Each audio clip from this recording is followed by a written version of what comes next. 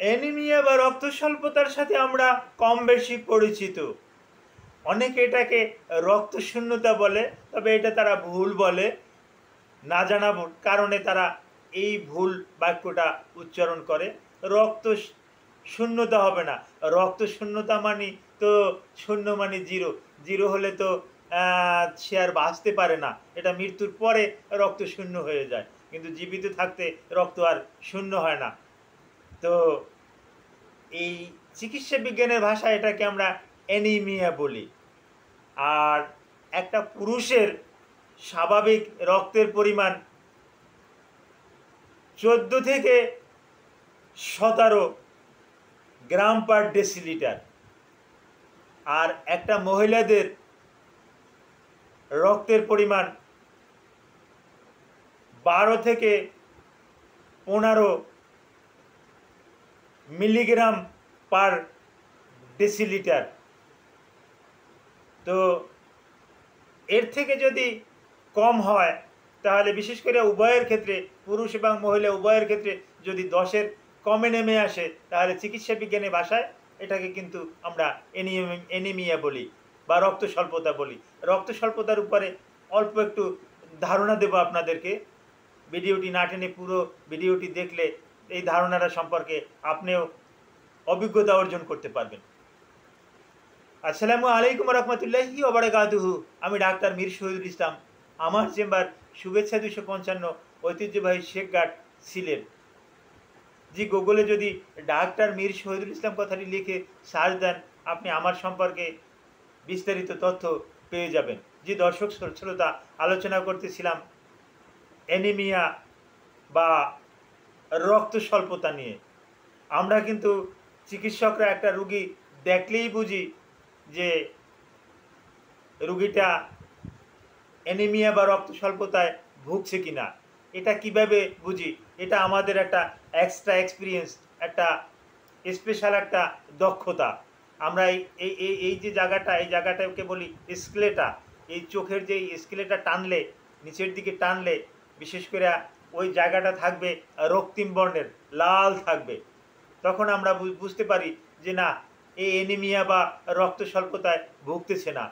কিন্তু যদি এই জায়গাটা, এই স্কেলেটারটা টানার পরে, এই যেমন আমি এটি টেনে দেখাচ্ছি, এই যে টানার পরে যদি কারো এই লাল না দেখাইয়ে যদি এটা এরকমের ফ্যাকাশে ফ্যাকাশে দেখা যায়, এরকমের যদি ফ্যাকাশে দেখা যায়, তাহলে আমরা বলবো যে আপনি তো অ্যানিমিয়ায় আক্রান্ত। এখন অ্যানিমিয়ায় বিভিন্ন কারণে আক্রান্ত হতে পারে। এখন এক এক করে আমি কারণগুলো বলতে আছি। বিশেষ করে যদি কেউ ইনজুরিতে, হঠাৎ করে যদি কারো ইনজুরি হয়, হাত কেটে গেল, পা কেটে গেল, প্রচুর রক্তক্ষরণ হলো। যেমন একটা রোগীর স্বাভাবিক রক্ত থাকে 5 থেকে 6 লিটার। এখন এখান থেকে যদি 1 লিটার রক্ত কমে যায়, তাহলে তো সে রক্ত স্বল্পতায় ভুগবেই। এই একটা কারণ গেল। তো মহিলাদের ক্ষেত্রে একটু বেশি বেশি হয়। মাসিকের সময় রক্ত যায়, কিন্তু এটা 4 দিন 5 দিন এটা স্বাভাবিক যদি হয়, স্বাভাবিকভাবে যায়, তাহলে কোনো সমস্যা না। কিন্তু 5 দিন 7 দিনের পরেও যদি অতিরিক্ত রক্ত যায়, তাহলে সে ওই রুগীটা কিন্তু অ্যানিমিয়া বা রক্ত স্বল্পতায় কিন্তু ভুগবে। তারপর পুরুষ এবং মহিলার যে কোনো সার্জারি, এটা হোক গল ব্লাডার স্টোন হোক, লিভারের সার্জারি হোক, কোলিলিথিয়াসিস সহ রেনাল স্টোন, কিডনির পাথর, এরকমের যদি অপারেশন যদি করা হয়, সেক্ষেত্রেও যদি প্রয়োজনের তুলনায় বেশি রক্তক্ষরণ হয়, তাহলেও কিন্তু রুগীটা কিন্তু অ্যানিমিয়া বা রক্ত স্বল্পতায় কিন্তু ভুগবে। আরও কতগুলো কারণ আছে। যদি তার শরীরে যদি রক্ত প্রয়োজনের তুলনায় যদি কম থাকে, এটা কম থাকার কতগুলো কারণ, বেশ কিছু প্রোটিনের অভাব, কিছু আয়রনের অভাব, হ্যাঁ, এই আয়রন বিশেষ করে লোহিত রক্তকণিকার অভাব। তারপর আসে বিশেষ করে ভিটামিন B12 ডেফিসিয়েন্সি, যেটাকে মেগালোব্লাস্টিক অ্যানিমিয়া বলে থাকি। এইগুলোর যদি অভাব থাকে, তারপর যদি একটা অস্থিমজ্জা আছে, একটা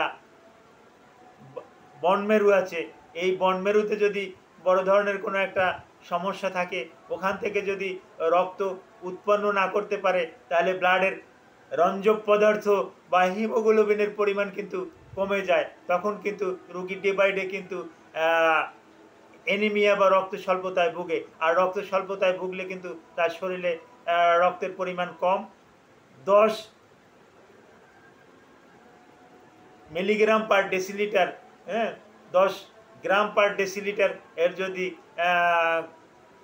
কম থাকে, তাহলেই কিন্তু ওই রুগীকে কিন্তু আমরা অ্যানিমিয়া বা রক্ত স্বল্পতার রুগী বলে থাকি। এটা কিন্তু সচরাচর কিন্তু আমরা এখন দেখতে পাই অনেকেরই কিন্তু এর নিচে কিন্তু আছে, যার পরিপ্রেক্ষিতে রুগীকে কিন্তু আয়রন জাতীয় কিছু খাবার দেয়, বেশ কিছু ভিটামিন B12 সহ, ফলিক অ্যাসিড সহ আরও বেশ কিছু খাবার দেয়।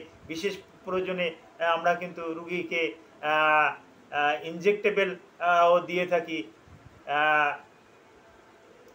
Ferric carboxymaltose iron sucrose, polymaltose iron, carbonyl iron,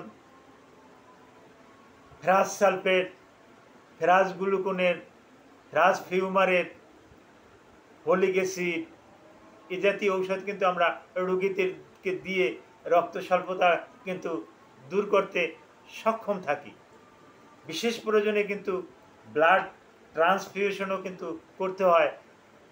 তো যদি কারো রক্ত কম থাকে, শরীর দুর্বল থাকে, মাথা ঝিমঝিম করে, চোখে যদি জোনাকি পোকার মতন সামনে দেখেন যে জোনাকি পোকার মতন সামনে জলমল মিটু করছে, তাহলে বুঝবেন যে না, আপনি রক্ত স্বল্পতায় ভুগছেন। আপনি অবহেলা না করে আপনি দ্রুত একজন চিকিৎসকের সাথে যোগাযোগ করবেন। তো রক্ত স্বল্পতা সম্পর্কে আজকের মতন এখানেই আমি সমাপ্ত রাখলাম। এই রক্ত স্বল্পতা সম্পর্কে যদি আপনাদের আরও বিস্তারিত কিছু জানতে ইচ্ছে করে, এই ভিডিওর কমেন্ট বক্সে কমেন্ট করবেন, আমি জানিয়ে দেব। Thank you all.